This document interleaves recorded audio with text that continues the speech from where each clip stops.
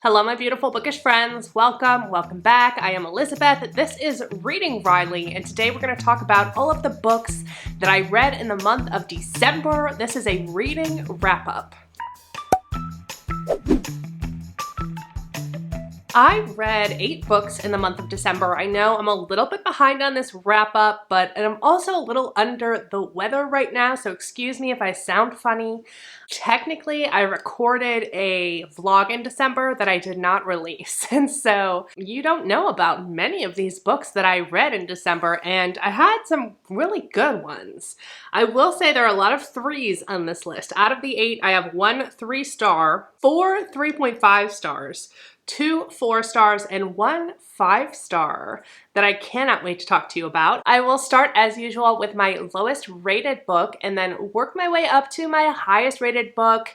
Also, I will separate this down in the chapters below to make this video a little bit easier for you to navigate. While we're on the subject, I will pop up my other social medias right here. Feel free to check me out over there if you're interested. Let's talk about my reading in general in the month of December. Out of those 8, 5 of them I listened to on my Libby app, which is my library app. And then 3 of them I listened to from Everand, which, if you don't know, is the new name for SCRIBD, which, if you don't know, is a place.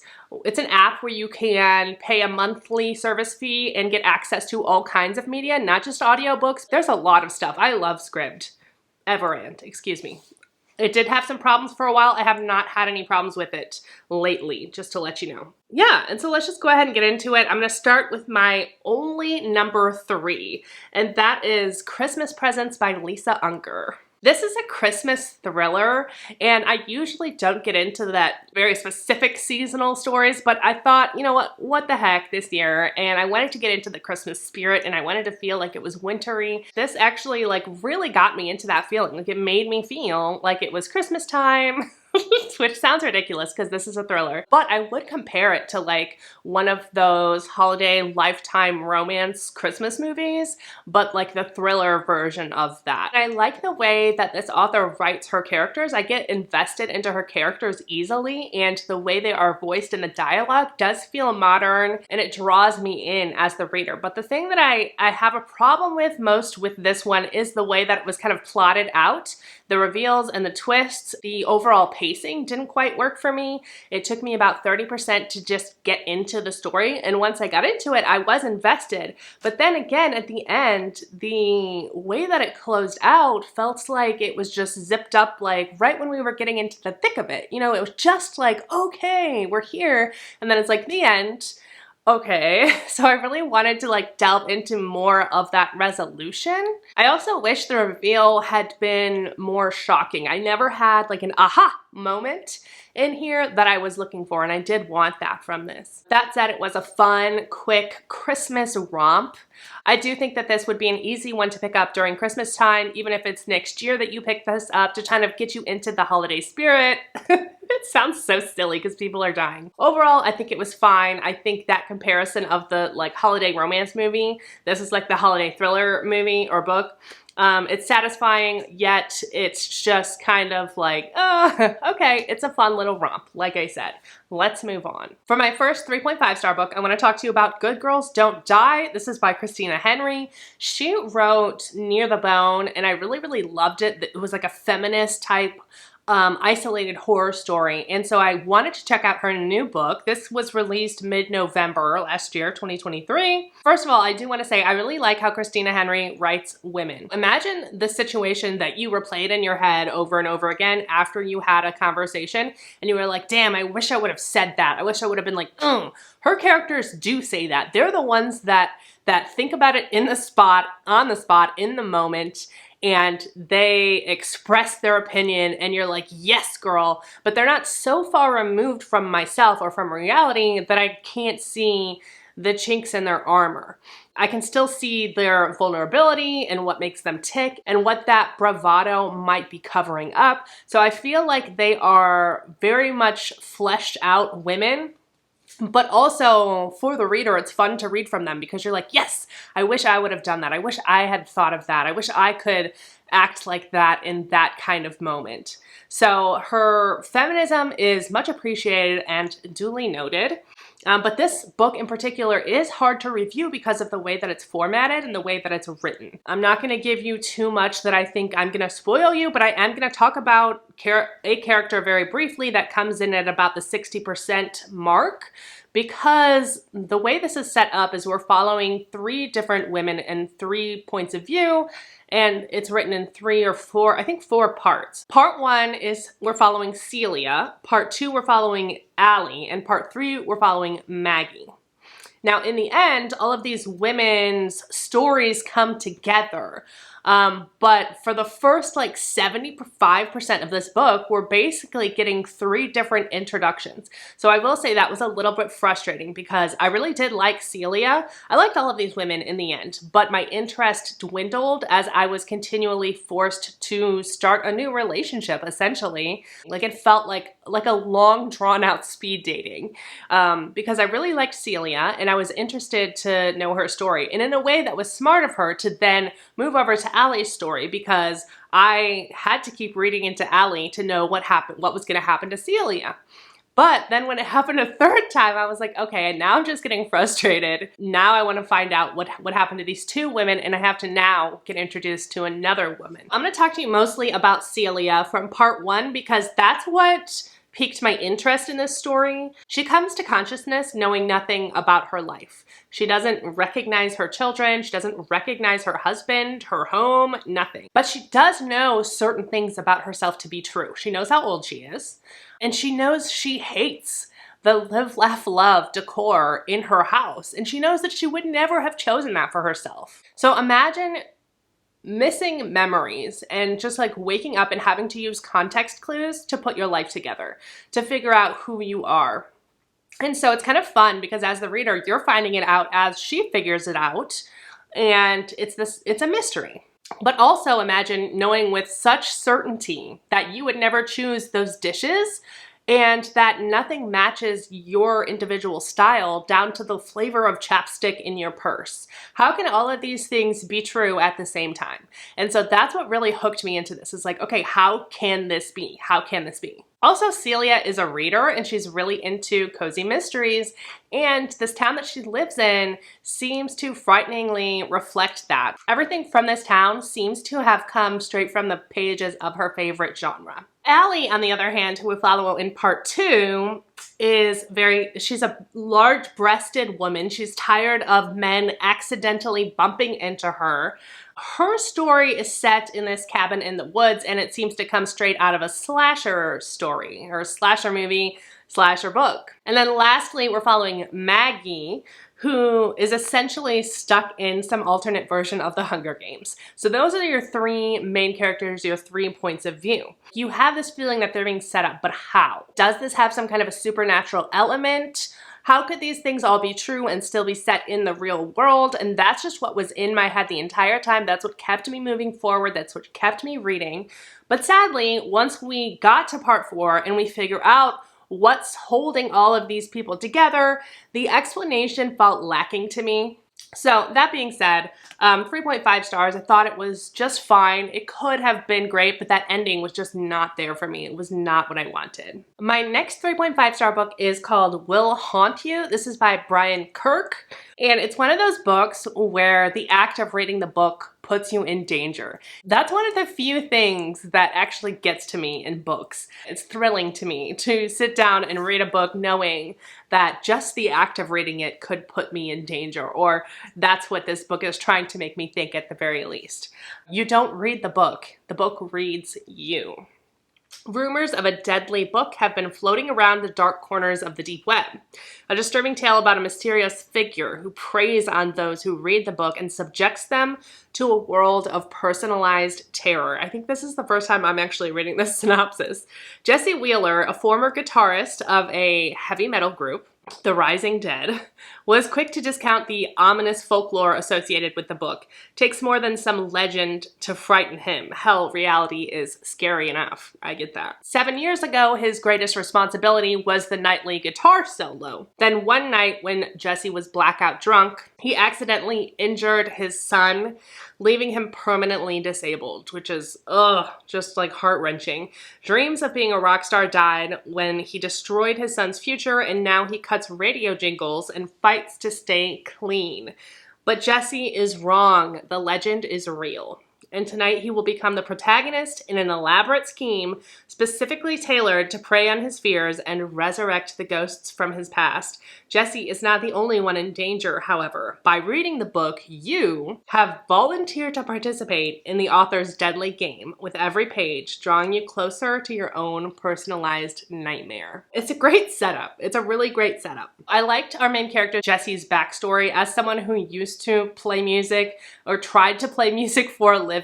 I totally understand where he was coming from, and I think this author has experienced that in real life because it felt very true for me. The middle of the story got a little bit confusing. It feels like a fever dream when you're in it. It doesn't make a whole lot of sense for most of the story, so know that going in. There was an element of possible conspiracy, medical experimentation, mad scientists, this dystopian covert control. Like, it was very big picture, but I think this would be great for someone who is looking for an out-of-the-box take on horror. If that sounded interesting to you, then pick this up. You might love this one. My next 3.5-star book is a horror anthology curated by Jordan Peele. He also wrote the introduction. This is the writer-director of Us, of Nope, of Get Out, and he wanted to explore not only the terrors of the supernatural, but the chilling reality of injustice that haunts our nation. And so this is all Black authors that wrote short stories in here, and I love the idea of this. There are so many great authors in this. I didn't love some of the stories. Some of them I really loved, so I'm just going to touch on a few of the highlights. But some of the authors in here are Aaron E. Adams, Violet Allen,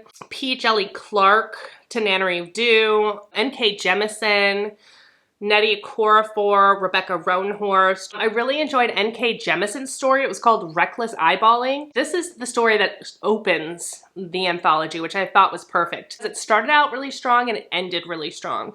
But Reckless Eyeballing is following this Black highway patrol officer named Carl, and he starts seeing eyes instead of headlights on cars, and he takes that to mean he needs to pull them over. And so when he does, he knows there's something, because something's telling him to pull them over, so he knows no matter how innocent they look, that he needs to find the reason that he's been told to pull them over. And he's a really shitty character. Like, go in knowing that he's a shitty character. But it was just really interesting to follow his story and to try to figure out how he navigates this and how that kind of turns around on him. Another story that I liked was Rebecca Roanhorst's Eye and Tooth. It's following this pair, a brother and sister pair of supernatural hunters. Atticus has the sight, he's the eye, and Zelda is supposed to be his tooth, and this comes back to like root magic. I really liked the message of this one. The other one by Violet Allen, this one I've never read from this author before, and I really ended up liking it. We're following this woman who's recently been broken up with. Her boyfriend would say, "I don't love you anymore," and then they would go to sleep and wake up the next day, and he would act like that never happened. And so she just continued on. They lived together and everything, but eventually she was like, "What is going on? Do you not love me?" And so they broke up. She texts him about something and gets a reply from another woman. And she sends her a video of this beating heart that's just leaking blood sitting out on the table. And she's like, "Yeah, I stole this heart." That's how this one starts. And it gets really weird. This one is just, it's very off the wall and it's almost cosmic, I would say, because you don't really understand, even at the end, how this is possible. You just kind of have to go along with it. But I thought it was really good. Oh, and another one that I really loved was The Aesthete. This is by Justin C. Key. This has to do with AI being art. It's like a 5 minutes into the future story where artificial intelligence and discoveries become art. And I love this idea of mixing science and art because that tracks for me. They talk about their creator, and there are collectors of these things. Like, people would collect paintings and things, but now they're collecting robots. And in this time, there are laws that some people are trying to pass that give these artificial intelligence robots the right to live. Like, they're saying, like, we are people too. It's a very fine line that's being crossed, and it's done so well. But yeah, those are just some of the ones that really stood out for me. Jordan Peele in his introduction said that when he wrote Get Out, his idea of the oubliette. The oubliette is just something that like takes you away, that you get lost in, and his was the TV, and that was why in Get Out, his main character gets kind of hypnotized by this TV, and he wanted to know what all of these other authors, like what's their version of the oubliette, what sinks you into the darkness. And each of these stories is these authors saying, you know, this is my terror. This is my horror. My last 3.5-star book is The Puzzle Master. This is by Danielle Tussoni. I was sent this by the publisher. However, I read this via audio. But I love this cover, and it's also really buttery and nice. This one, it's very interesting. It reminds me of Blake Crouch in some ways, but also of like the Da Vinci Code in other ways, because this is such big picture stuff going on here.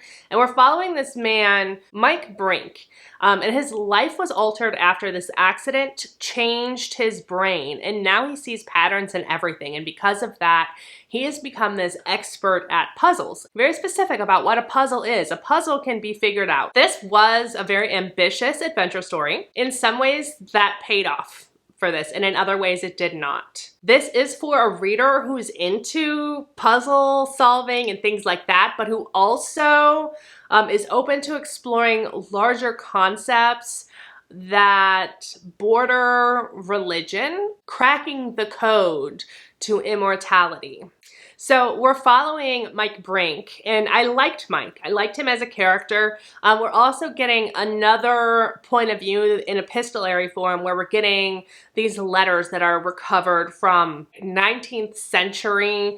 There was also a bit of a relationship kind of subplot in here that I didn't think quite worked. This had me on the big picture, but it lost me a little bit in the details. This did take me on a ride. It did take me for an adventure. It gives you that feeling of mystique, where, you know, maybe there is something about this world that we've not discovered yet. Maybe if we see all the patterns and we put it together just so that there is magic in real life kind of a thing.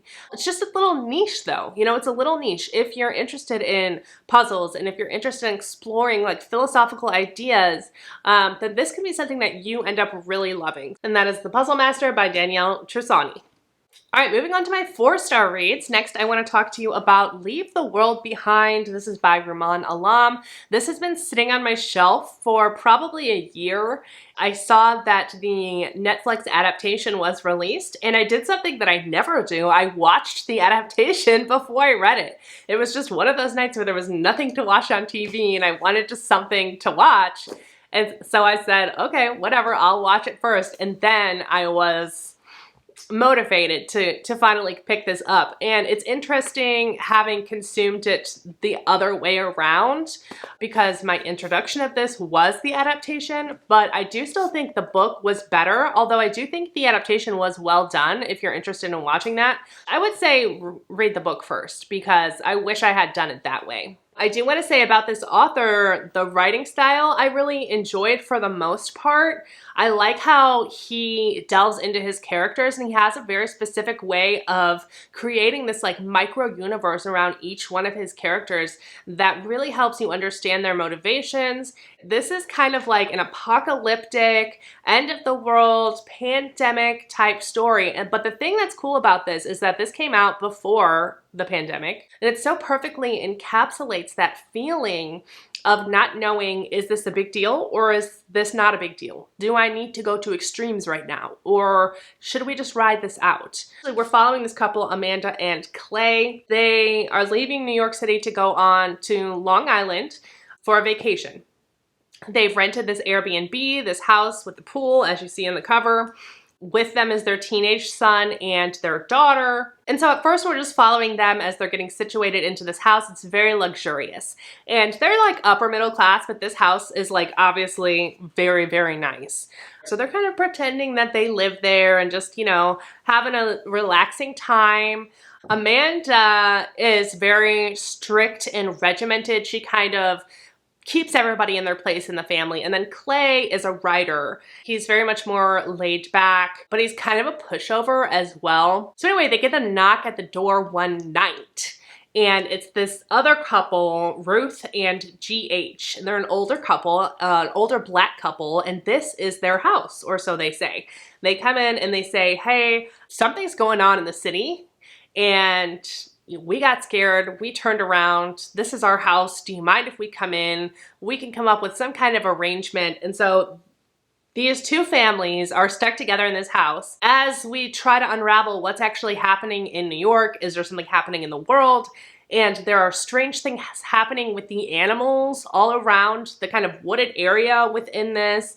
There are definitely moments where we're not sure if these people actually own this house or not. There is some underlying racism that becomes very clear. So there's some social commentary in this that I thought was just so well done. It's that in-between time, like I was saying, of like, is it gonna be really bad or is it not?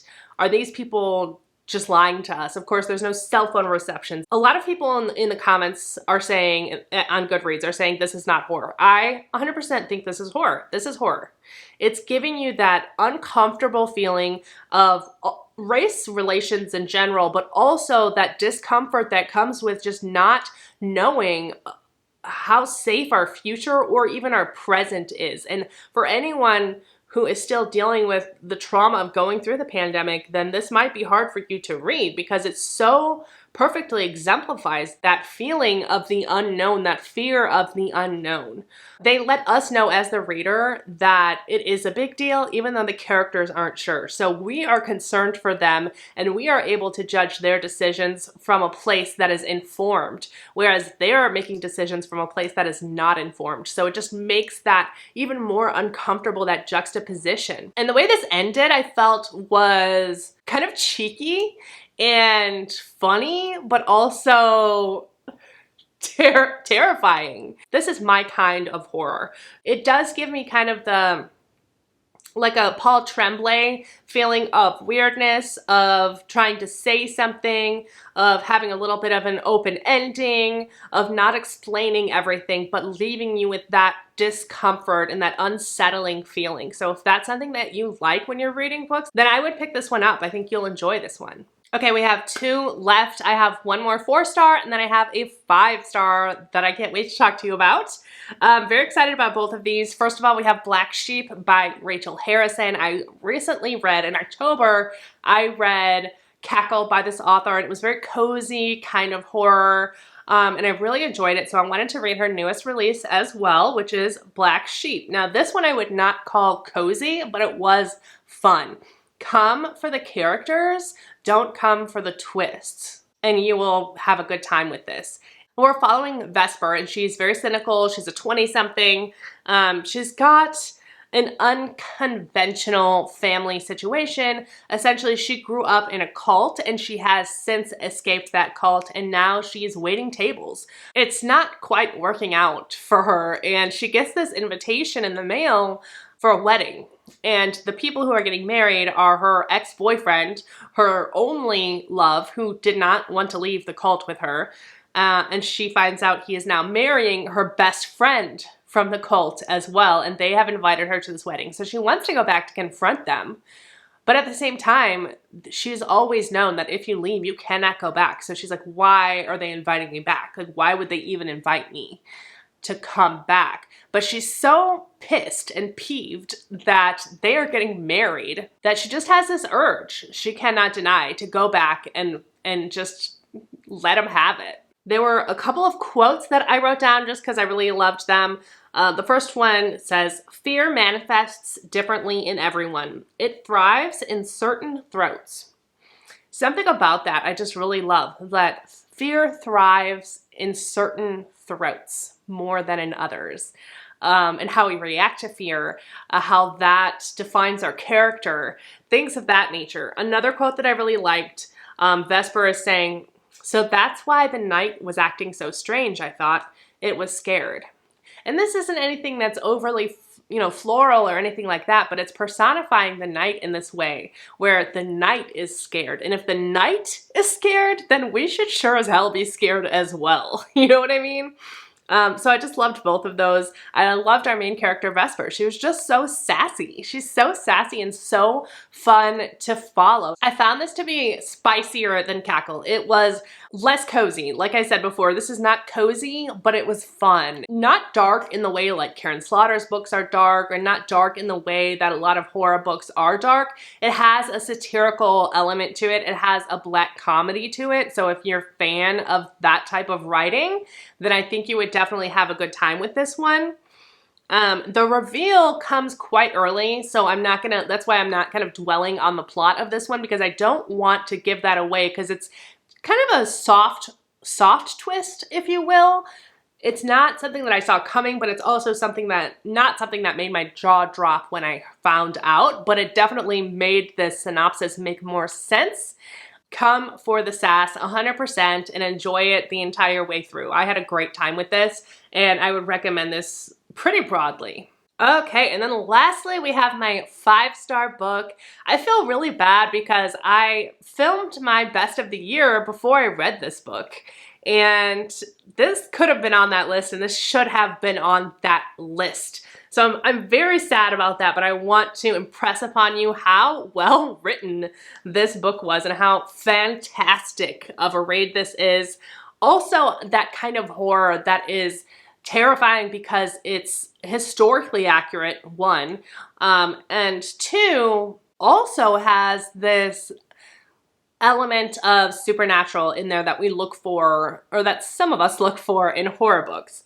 And that is The Reformatory by Tananarive Due. I'm sorry, I kind of left you hanging on that one for a second, didn't I? It's The Reformatory, Tananarive Due. This cover is beautiful. I loved this book. It was a slow burn, but a slow burn in the best way. Her character building is so good. We fight for these characters so hard. 1950 in Gracetown, Florida. We're following this brother and sister, 12-year-old Robbie Stevens Jr. and his sister Gloria. Their mom recently died of cancer, and so of course they're going through the trauma of their mom dying at such a young age. I think Gloria is like 16 and Robbie's 12. Their father is on the run. He has been accused of sexually assaulting a white woman, and so he's in Chicago. And they're living with their grandma, essentially, who they kind of have to take care of her because she's, you know, getting up there in age. And so they're pretty much on their own as these very young adolescents and teenage kids. Robbie gets sent to the Reformatory. And so in this whole story, we're following Robbie in the Reformatory, and Robbie's trying to figure out how he can get out of here alive, because not everybody gets out alive. In fact, a lot of people have died at this place. Then we're also following Gloria as she's essentially putting her life on the line to get Robbie out, because of course she doesn't want him to die either. Everyone's heard rumors of this place. She does not want him in there. He's her responsibility in her eyes, and she has to find a way to get him out. Meanwhile, both of these kids have, how do I explain this? They are extra sensitive, and in different ways. Robbie sees what they call haints. He can see ghosts. And Gloria just has feelings about some things that sometimes come true. And so they're both very special in their own way. And their uniqueness is what helps them survive. And this is a survival story, 100%. Ooh, a quote from this that I really loved is, "Florida's soil is soaked with so much blood. It's a wonder the droplets don't seep between your toes with every step." And that just really gives you a picture in your head of the amount of blood that has been shed, not just in this specific town, but historically in our country, for people whose only crime was being black or having darker skin color. And so it really drives that point home, and it hits hard. It's very hard hitting. This book made me cry, it made me laugh, it did all the things. Tananarive Due knows how to tell a story, okay? She knows how to tell a story. She's a beautiful storyteller. And that's what I got out of this more than anything. This is one where, as the reader, your hand is kind of held all the way through because she is so purposefully telling this story in a specific way. She really does guide you like she's holding your hand as you jump over a crevasse. You know, she wants you to experience it in just this way so that it has just this exact effect on you as the reader. It is precise, it is intentional, and it is effective. Also, this one's on the longer side, did not faze me at all. I was just in it. I was in it so much that I did not care that this is longer than the books that I typically read. In the moment that I thought that my interest may be waning just a little bit, we get an entire new POV from a different character that is just utterly shocking and disgusting and disturbing, and that just brought me right back into it. Like, oh no, what's gonna happen now? Now we know these things, what's gonna happen now? How could this get worse? But it just keeps getting worse, and I was fighting for these kids so hard this entire time. She really just makes you care about them. She makes you care about these characters on a visceral level, to the point where it feels like you're experiencing this with them.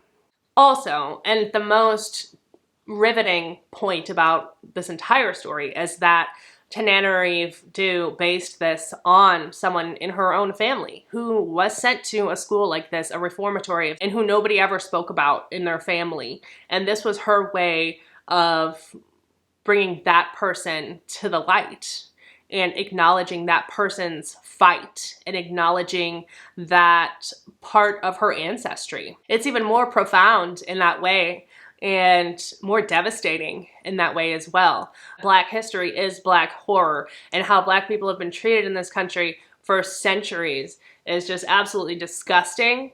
It gives you a glimpse of that. As someone who is not a Black person who is reading this, it really